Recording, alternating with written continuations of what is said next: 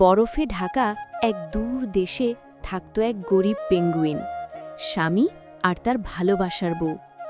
প্রতিদিন ভোরে সে মাঠে যেত ধান কাটতে।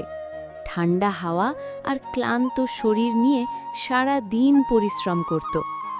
দিন শেষে অল্প কিছু টাকা পেত, কিন্তু মুখে থাকত তৃপ্তির ছোট্ট হাসি।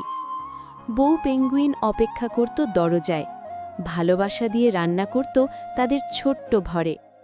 গরিব ছিল তারা, কিন্তু তাদের সংসার ছিল সুখে আর শান্তিতে ভরা। হঠাৎ একদিন ভয়ঙ্কর ঝড় আর বৃষ্টিতে তাদের ছোট্ট ঘরটা ভেঙে গেল। তারা দুজন ভেজা বরফের মধ্যে বসে কাঁদল। মনে হলো সব কিছু শেষ। স্বামী তার বউয়ের হাত শক্ত করে ধরে বলল, ঘর ভেঙেছে, ভালোবাসা তো ভাঙেনি।